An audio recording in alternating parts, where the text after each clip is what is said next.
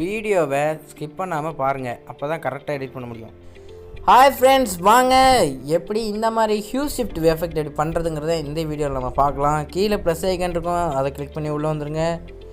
Ratio எவ்வளோ வேணுமோ நீங்கள் அட்ஜஸ்ட் பண்ணி வச்சுக்கோங்க. கீழே க்ரியேட் ப்ராஜெக்ட் இருக்கும், அதை கிளிக் பண்ணிடுங்க. கீழே ப்ளஸ் ஐக்கான் இருக்கும், அந்த ப்ளஸ் ஐக்கானை கிளிக் பண்ணிடுங்க.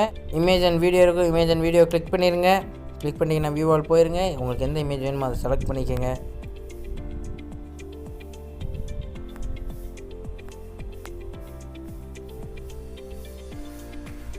நான் இந்த இமேஜை எடுத்துக்கிறேன். கீழே ப்ளஸ் ஐக்கான் இருக்கும், அதை கிளிக் பண்ணிடுங்க. கிளிக் பண்ணிட்டு இந்த இமேஜ் என்ன பண்ணலான்னா நம்ம ஃபுல் இமேஜுக்கு கொண்டு வந்தாலும் கொண்டு வந்துக்கலாம். இமேஜை கிளிக் பண்ணுங்கள், மேலே 3 டேட்டா கிளிக் பண்ணுங்கள். அதில் ஃபில் ஸ்க்ரீன் ஆப்ஷன் கிளிக் பண்ணுங்கள். கிளிக் பண்ணி உள்ளே வந்துடும். இப்போ நீங்கள் என்ன பண்ணலாம் அப்படின்னா இந்த இமேஜை கிளிக் பண்ணிடுங்க. கிளிக் பண்ணிட்டீங்க அப்படின்னா இதில் கீழே எஃபெக்ட்டுங்கிற ஆப்ஷன் இருக்கும், அதை கிளிக் பண்ணிடுங்க. ஆட் எஃபெக்ட் போயிருங்க.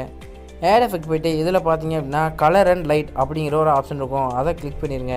கிளிக் பண்ணிட்டீங்கன்னா இங்கே ஹியூ ஷிஃப்ட் அப்படிங்கிற ஒரு ஆப்ஷன் இருக்கும்.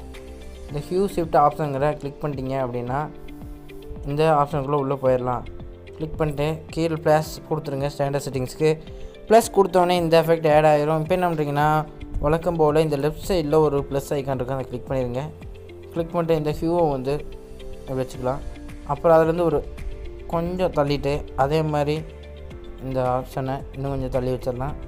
இன்னும் கொஞ்சம் தூரம் தள்ளி வந்ததுக்கப்புறம் பார்த்திங்கன்னா இன்னும் கொஞ்சம் ஆப்ஷனை கிளியர் தள்ளி வச்சுக்கலாம். உங்களுக்கு கலர் சேஞ்ச் ஆகிறது நல்லாவே தெரியும். கலர் நல்லா சேஞ்ச் ஆகிற மாதிரி இன்னும் அந்த இதை தள்ளி வச்சிட்டே வாங்க. அப்புறம் இன்னும் கொஞ்சம் தூரம் தள்ளி வந்ததுக்கப்புறம் இன்னும் கொஞ்சம் தள்ளி வச்சுக்கோங்க. இன்னும் தள்ளி வந்துடுங்க. தள்ளி வந்துட்டு அதே மாதிரி இது கொஞ்சம் தள்ளி வச்சுக்கோங்க. இன்னும் கொஞ்சம் தூரம் தள்ளி வந்துடுங்க. இன்னும் கொஞ்சம் தள்ளி வச்சுருங்க. இன்னும் கொஞ்சம் தள்ளி வந்துட்டு இன்னும் அதை கொஞ்சம் தள்ளி வச்சுருங்க. இதே மாதிரி நீங்கள் ஃபுல் இமேஜ் எவ்வளோ நேரம் வச்சுக்கணுமோ அதை வச்சுக்கோங்க. வச்சுட்டு இந்த இமேஜ் நல்லா கலர் சேஞ்ச் ஆகிற மாதிரி தள்ளி வச்சுருங்க.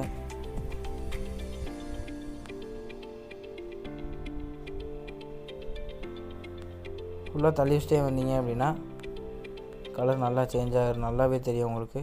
இப்போ நான் இந்த வீடியோவை நான் ப்ளே பண்ணி காட்டுறேன், எப்படி இருக்குன்னு பாருங்கள்.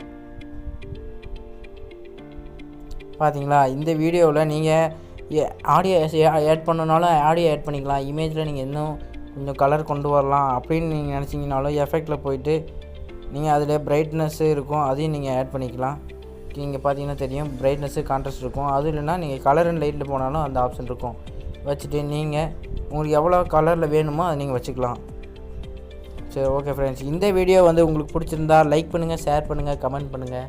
மறக்காமல் அந்த பெல் பட்டனையும் தொட்டுட்டு போயிருங்க.